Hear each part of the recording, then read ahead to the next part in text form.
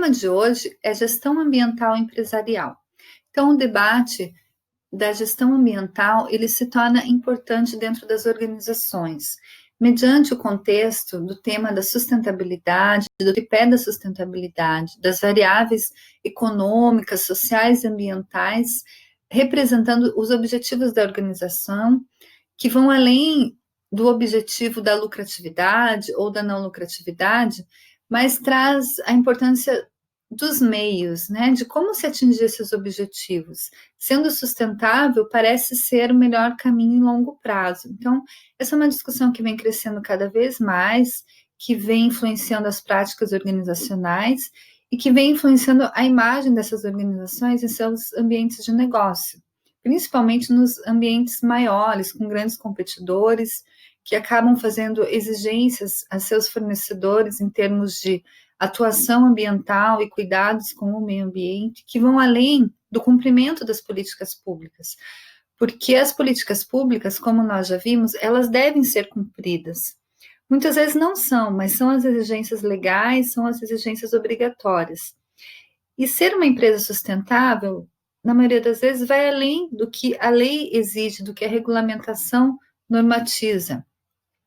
E a gente começa a tratar dessa temática expondo aqui um exemplo da questão da eficiência na aplicação dos recursos naturais. Então, por exemplo, hoje um debate que está muito presente é a questão da mudança de paradigma energético, mudando essa dependência dos combustíveis fósseis para fontes de energia mais amigáveis e com menores emissões e que contribuam de forma positiva para o ar, para a camada, para a atmosfera e para a minimização do efeito estufa. Então, o uso de carros elétricos é uma dessas possibilidades, mas o que eu queria mostrar para vocês é que a tecnologia, ela vem se tornando mais eficiente, no entanto, o número de pessoas que têm acesso a essa tecnologia vem aumentando muito, porque a população mundial vem aumentando também, né? Então, aqui, por exemplo, televisão, né? Aqui essa é uma pesquisa americana.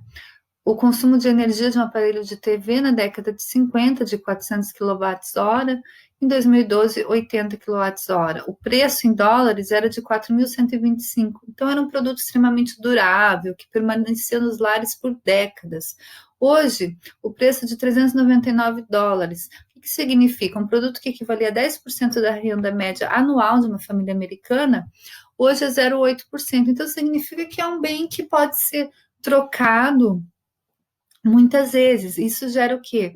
Gera lixo eletrônico, isso gera uma obsolescência programada, né? Gera uma busca pelo consumo.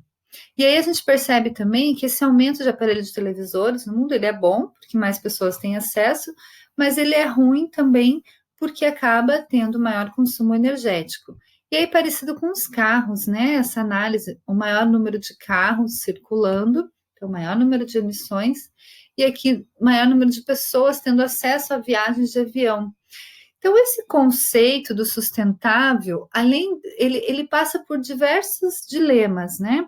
Então, as pessoas querem ter acesso ao consumo, mas esse consumo precisa ser consciente dos dois lados, por parte das organizações e por parte de quem consome, porque as organizações precisam tentar, da forma que for possível dentro do seu empreendimento, fornecer produtos e serviços mais sustentáveis, ou seja, com menor impacto ambiental, com menores emissões, né? Menor consumo de energia, com materiais que não sejam tão agressivos no momento de disposição final, principalmente.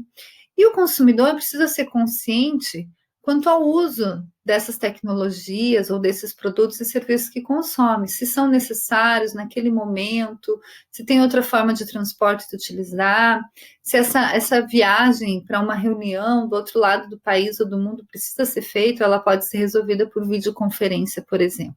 Então, a tecnologia e os produtos, eles estão disponíveis, não é simplesmente pelo fato de uma organização, de uma pessoa ter recurso financeiro, ela vai adquirir o serviço ou o produto.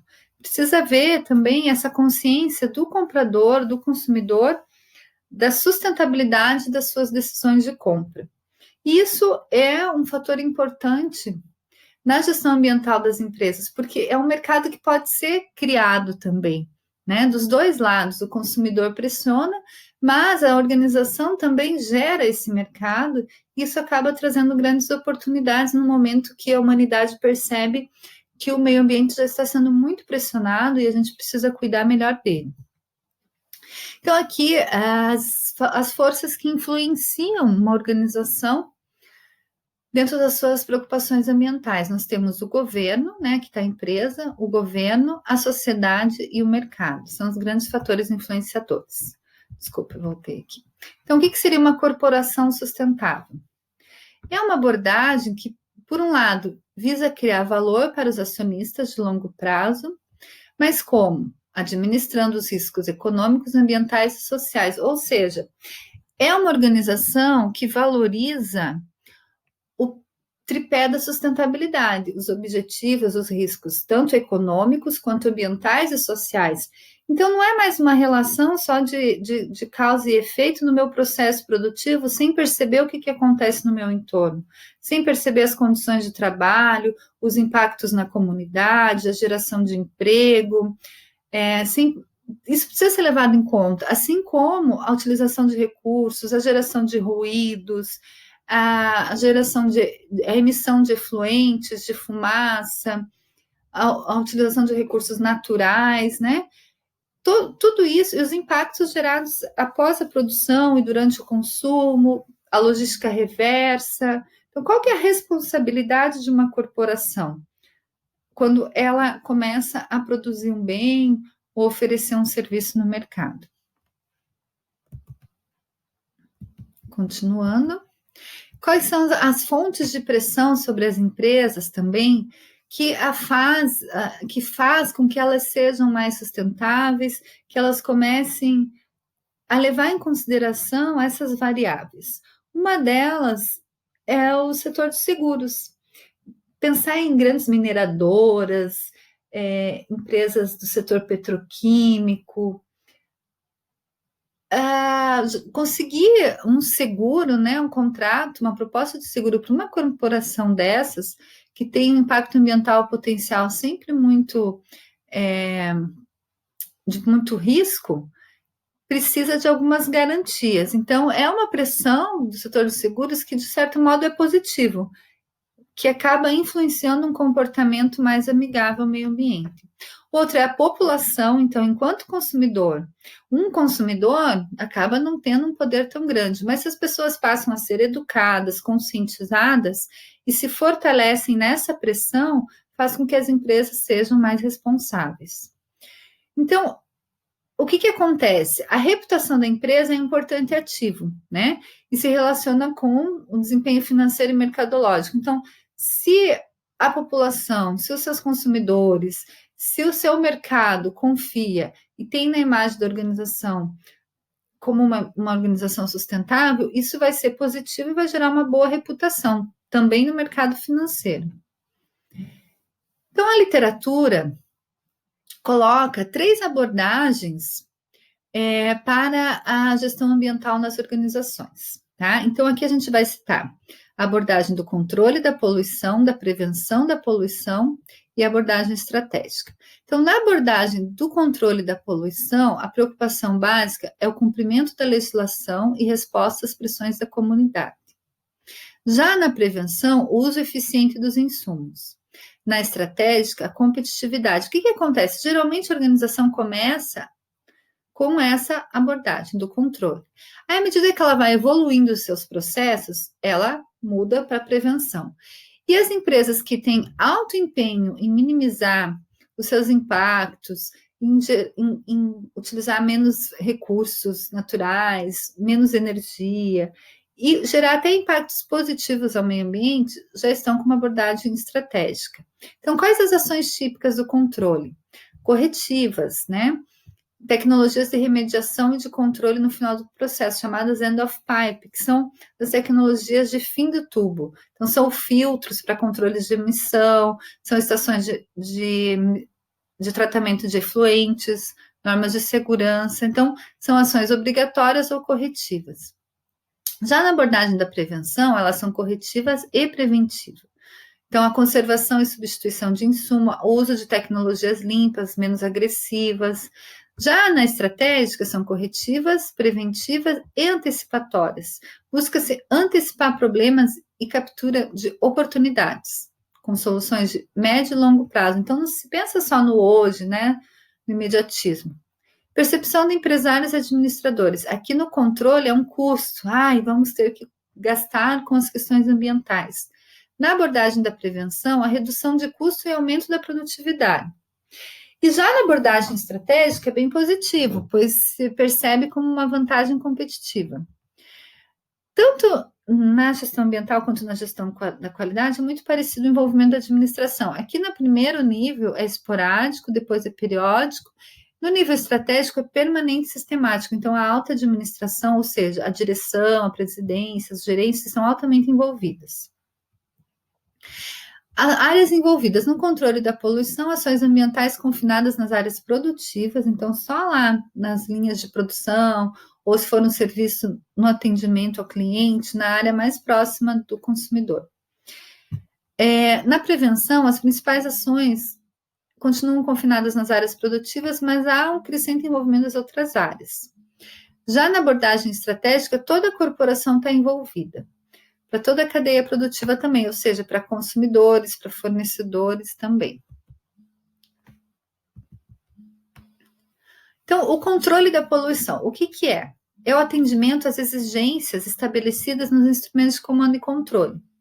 Ou seja, na legislação, nas normatizações, né? No que é obrigatório fazer dentro daquele setor. E também as pressões da comunidade. Então, a empresa que trabalha sobre essa lógica de gestão ambiental, ela atende o que a norma técnica, o que a legislação, o que a política pública exige.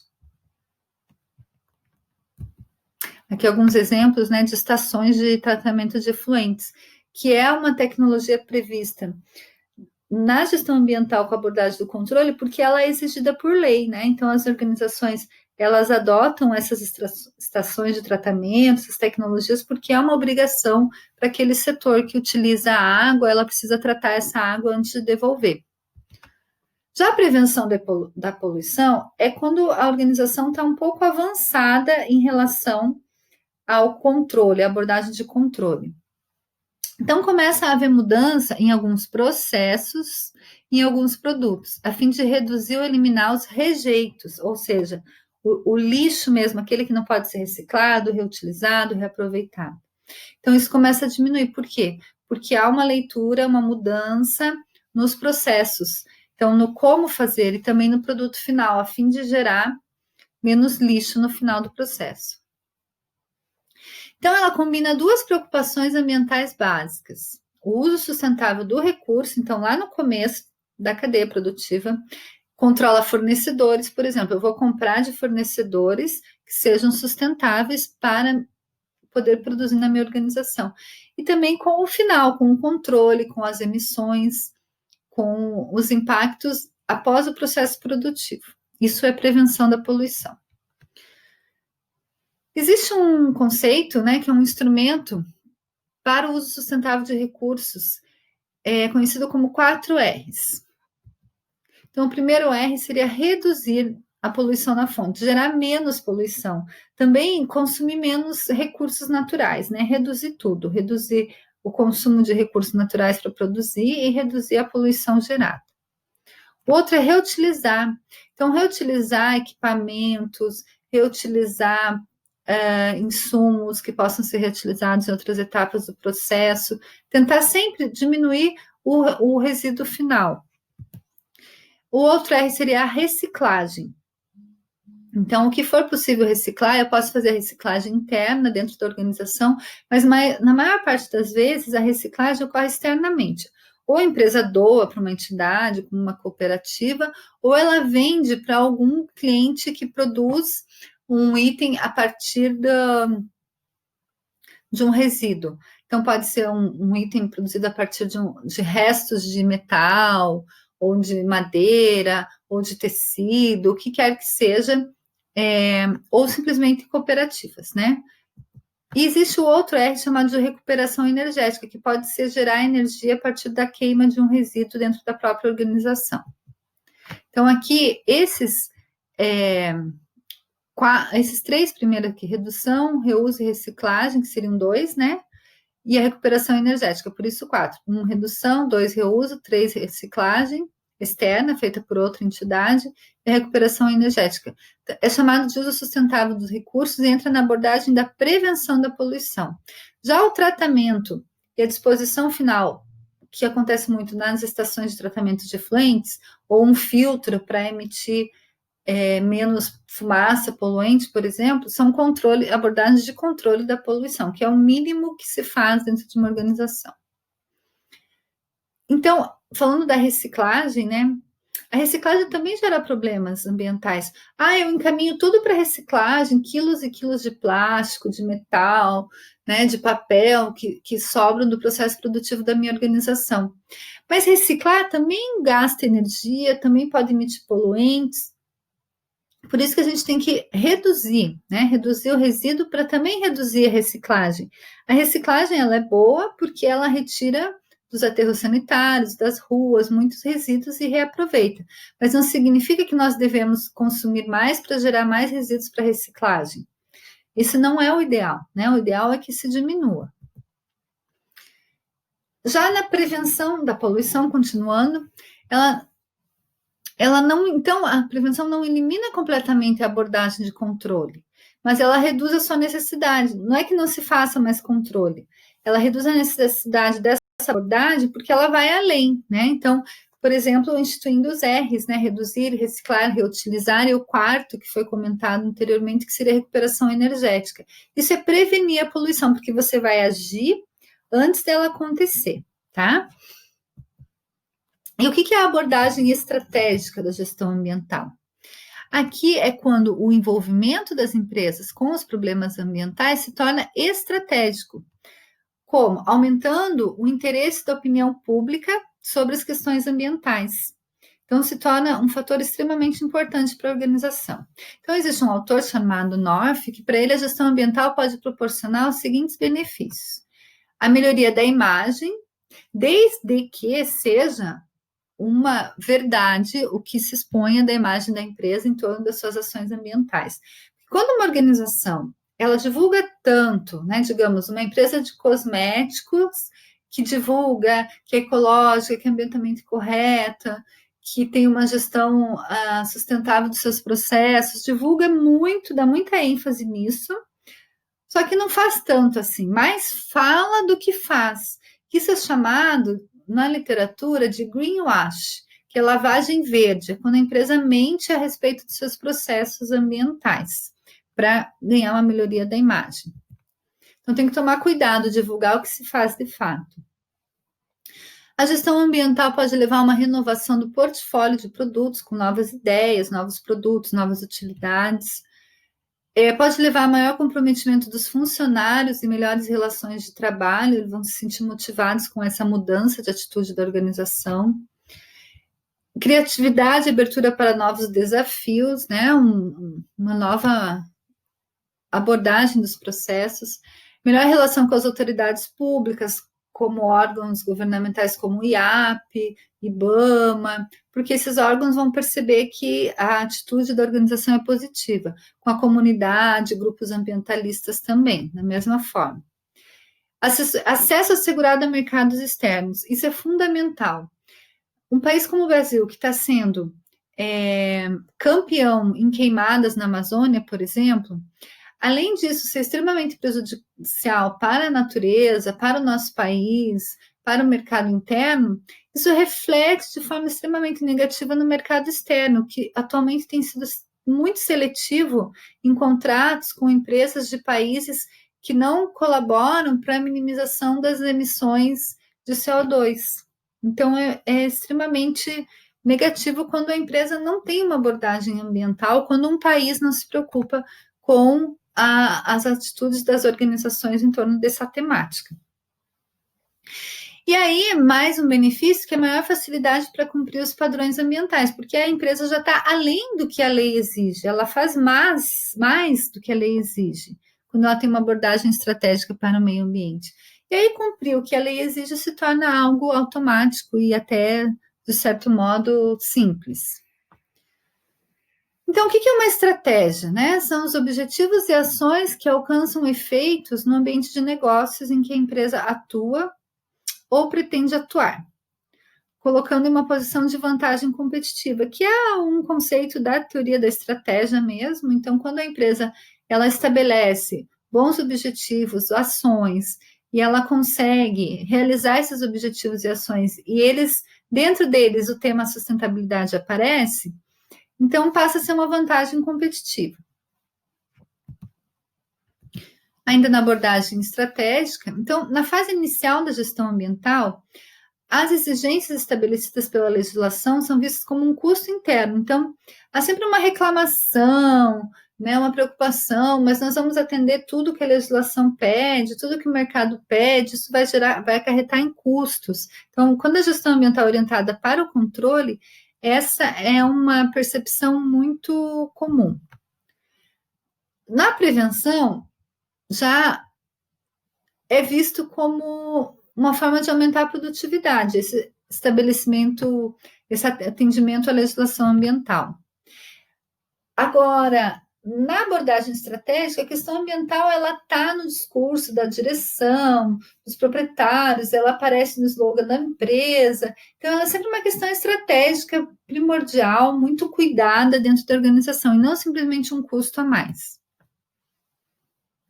Então, os modelos de gestão ambiental são aqui entendidos como construções conceituais que orientam as atividades administrativas e operacionais para alcançar objetivos definidos. Então, eles são, na verdade, guias para a organização, né? Os modelos que a gente vai ver, modelos estratégicos, para ajudar as organizações nas suas atividades fim, mas de modo que minimize esses impactos ambientais na natureza. Aí, a literatura que nós estamos seguindo, do Barbieri, ele traz 5 modelos de gestão ambiental que eu vou falar brevemente sobre eles. O primeiro deles é o da atuação responsável. Ele surgiu em 1998 e ele é uma marca registrada da Associação Brasileira da Indústria Química. Então, é para organizações desse setor. Então, é uma iniciativa da indústria química brasileira e mundial destinada a demonstrar seu comprometimento voluntário na melhoria contínua do seu desempenho em saúde, segurança e meio ambiente. Fundamenta-se na prevenção da poluição, na melhoria contínua e no envolvimento com as partes interessadas. Então, aqui a gente traz um texto, né, da atuação responsável, marca registrada da Biquim, Indústria Química Brasileira e Mundial. A adesão ao programa é uma condição para a organização se filiar à Biquim, né? Então, isso é extremamente importante. Esse programa de atuação responsável. Então, ele é obrigatório para todas as empresas que fazem parte da Associação Brasileira da Indústria Química. Existe uma certificação do programa. Então, vou dar um zoom aqui de novo. Então, como parte do processo, a Biquim estimula as empresas a se certificarem. E aí, a Biquim estabeleceu que todos os associados deverão ser auditados até 2020. E aí, aqui nós temos uma lista, então, são grandes corporações, né, que obtiveram a certificação até agora, atuação responsável. Continuando. Aí tem um outro modelo de gestão ambiental estratégica chamado Total Quality Environment Management, que é o TQEM. O que acontece? Existe o TQM, que é um conceito da qualidade total, né? E aí foi inserido o E de Environmental por uma ONG constituída por 21 grandes empresas multinacionais. E aí considera que o atendimento às expectativas do cliente é a base do sucesso. E a qualidade ambiental é a superação das expectativas dos clientes, né? E a meta é a poluição zero. Então, a temática ambiental, ela aparece fortemente nas estratégias da organização e muito proximamente a gestão da qualidade. Então, aqui um site que fala sobre esse tema.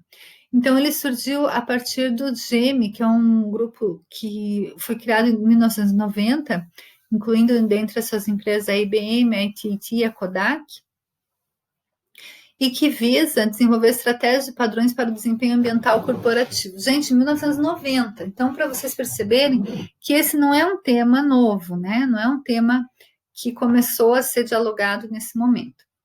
Então, as empresas membros da GEM, que agora somam cerca de 40, operam em vários setores da indústria química e comunicações.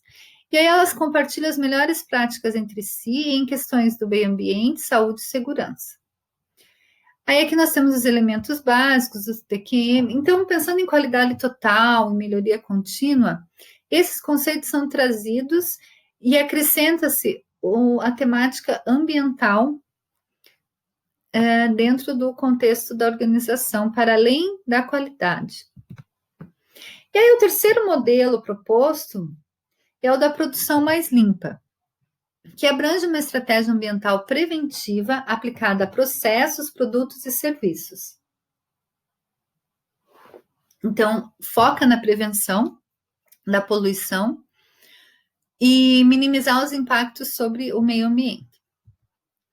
A produção mais limpa, então, significa a aplicação contínua de uma estratégia econômica, ambiental e tecnológica integrada aos processos e produtos, a fim de aumentar a eficiência no uso de matérias-primas, água e energia, por meio da não geração, minimização. Então, aqui, né, além de reduzir, é não gerar, minimizar ou reciclar os resíduos gerados. Então, muita preocupação, assim, com os recursos, com o consumo energético. É uma estratégia que visa o ambiental, o econômico e o tecnológico. Aqui tem um quadro comparativo. O controle fim de tubo, né, que seria um controle, uma gestão ambiental orientada ao controle, a empresa produz, gera poluentes, existe desperdício de recursos, esses poluentes são tratados, porque isso é obrigatório por lei. Aí seus resíduos e os recursos desperdiçados vão para a disposição final, assim como os resíduos desse processo linear. Já na produção mais limpa, o projeto já considera análise de ciclo de vida do produto.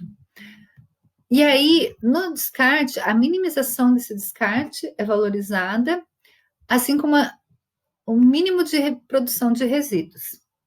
Também acrescenta-se aqui falava-se de poluição, emissão de efluentes e resíduos, no controle tradicional de fim de tubo, seguindo somente a legislação, nada mais. Aqui já se fala de prevenção na fonte poluidora, minimização da poluição, reuso de resíduos, reuso, reciclagem, reparo, resíduo mínimo. Então, a presença dos 3 R's, né, reduzir, reutilizar, reciclar, está muito presente também aqui na produção mais limpa. E aí, outro conceito trazido também pelo autor, o Barbieri, é a ecoeficiência. Então, em 1996, os ministros do meio ambiente dos países que integram a OCDE, que são os países mais ricos do mundo, identificaram a ecoeficiência como uma proposta promissora para as empresas, os governos e as famílias reduzirem a poluição e o uso de recursos nas suas atividades. Então, é ser eficiente, né? Eficiência, mas de modo ecológico. Então, baseie-se na ideia de que a redução de materiais e energia, então, consumir menos material, consumir menos energia por unidade de produto ou serviço, aumenta a competitividade. E também, em contrapartida, reduz as pressões do meio ambiente. Então, por que eu não vou fazer? Se eu vou consumir menos material, se eu vou consumir menos energia, isso vai reduzir o meu custo e também vai diminuir os impactos ambientais. Então, é uma lógica de eficiência, de economia no sentido de valor financeiro, mas é melhor do que uma empresa que não considere os critérios ambientais em seus processos. Então, aqui, exemplos que definem o conceito de ecoeficiência, né? Alguns exemplos. Geração de energia alternativa, pode ser um exemplo de ecoeficiência. Aqui fala de energia eólica, solar, geotérmica, biogás. Tratamento desses resíduos, reduzir, reutilizar, reciclar os resíduos. A compostagem também é um exemplo de ecoeficiência. Trocar equipamentos não sustentáveis. O que isso significa? Substituir os equipamentos por outros que resultem em menos agressão ambiental. Exemplo, utilização de equipamentos de fechamento automático durante a utilização de água. Tão simples, né? Aquelas torneiras que têm fechamento.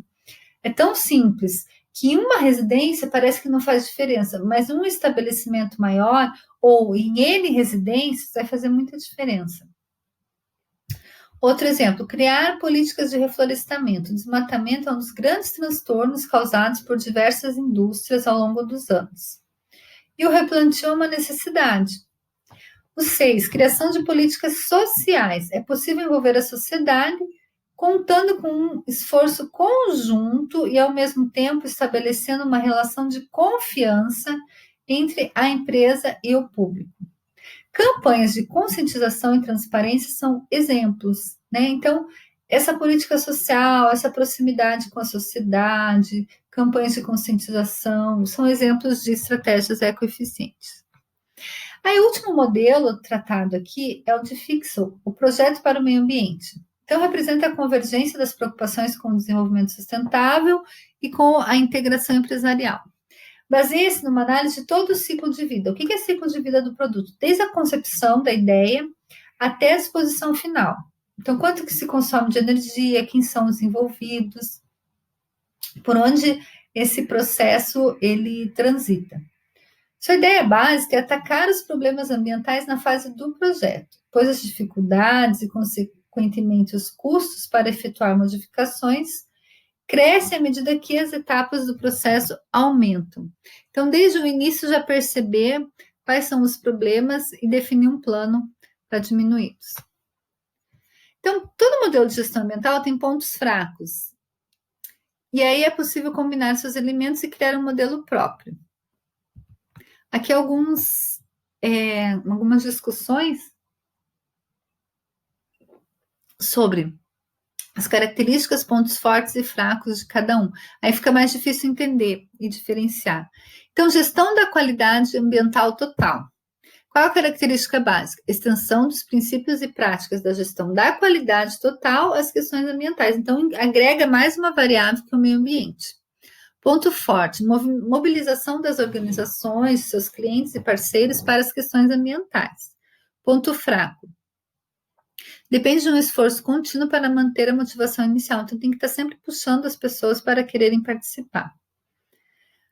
Já a produção mais limpa tem a estratégia ambiental preventiva aplicada de acordo com uma sequência de prioridades, das quais a primeira é a redução de resíduos e emissões na fonte. Atenção concentrada sobre a eficiência operacional, a substituição de materiais perigosos e minimização de resíduos. Esse é o ponto forte da produção mais limpa. Ponto fraco, depende do desenvolvimento tecnológico e de investimentos para a continuidade do programa a longo prazo. Ok. Então, é preventiva, redução de resíduos e emissões na fonte. A ecoeficiência. Eficiência com que os recursos ambientais são usados para atender às necessidades básicas humanas. Ponto forte. ênfase na redução de intensidade de materiais e energia em produtos e serviços no uso de recursos renováveis e no alongamento da vida útil. Ponto fraco. Dependente do desenvolvimento tecnológico de políticas públicas apropriadas e de contingentes significativos de consumidores responsáveis. Projetos para o meio ambiente, Design for Environment. Projetar produtos e processos considerando os impactos sobre o meio ambiente. Ponto forte, inclusão das preocupações ambientais desde a concepção do produto ou processo. Ponto fraco, os produtos concorrem com outros similares que podem ser mais atrativos em termos de preço, condições de pagamento e outras considerações não ambientais. E aí, por fim, nós temos os modelos inspirados na natureza.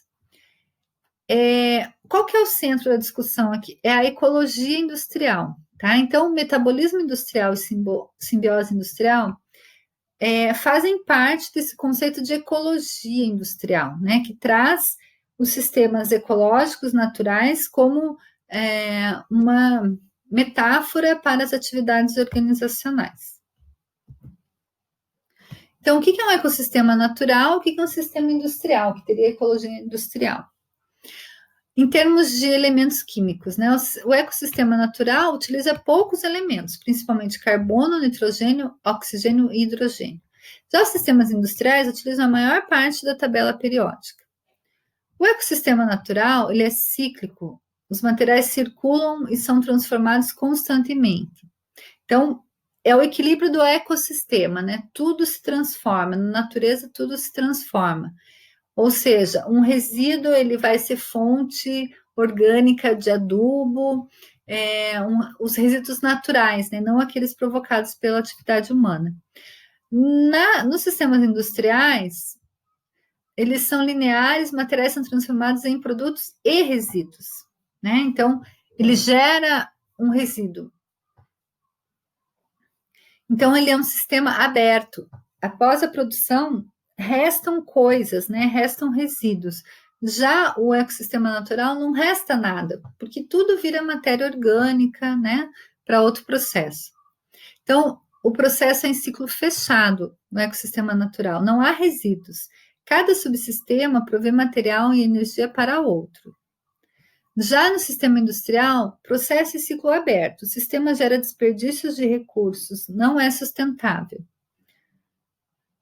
No ecossistema natural, isso é fundamental, o indicador de qualidade é o equilíbrio.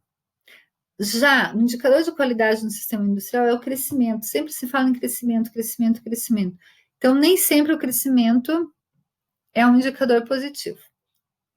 Então, esses três conceitos, metabolismo industrial, ecologia industrial e simbiose industrial.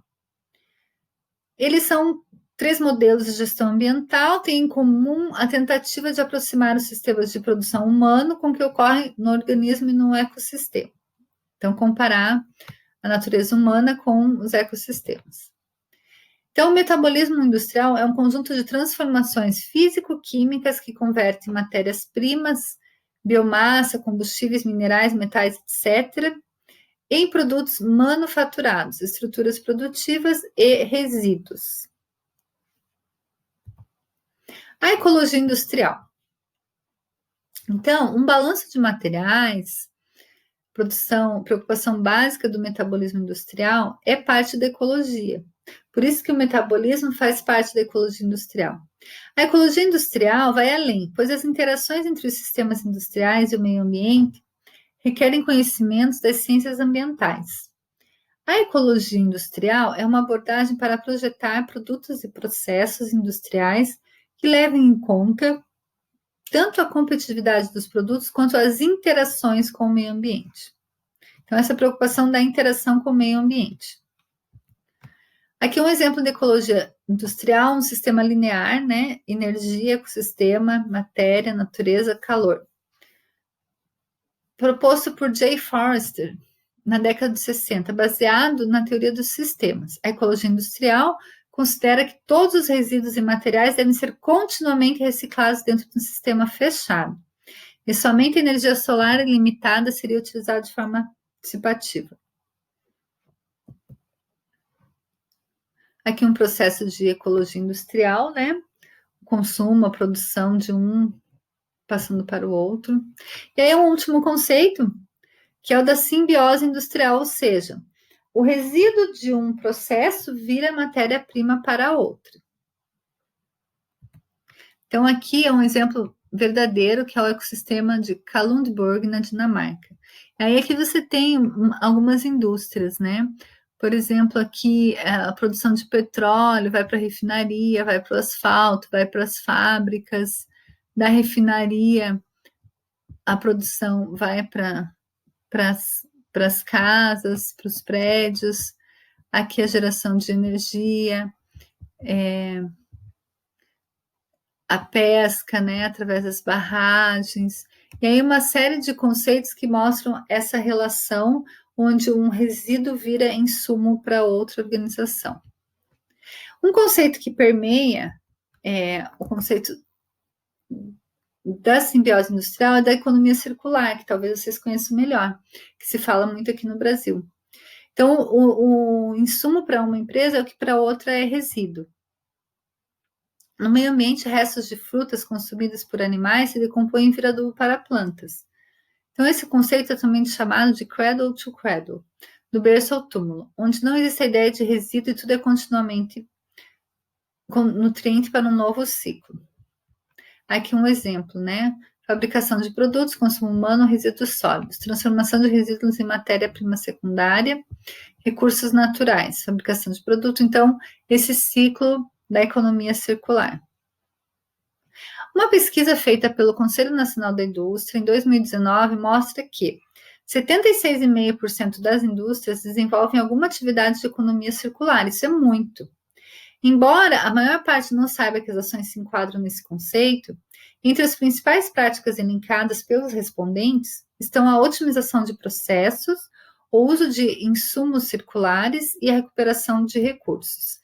E, por fim, terminamos a aula de hoje, então, lembrando desses importantes modelos de gestão ambiental empresarial e que eles não são excludentes, porque algumas organizações implantam modelos próprios que elas mesmas enxergam como a melhor prática sustentável para sua organização.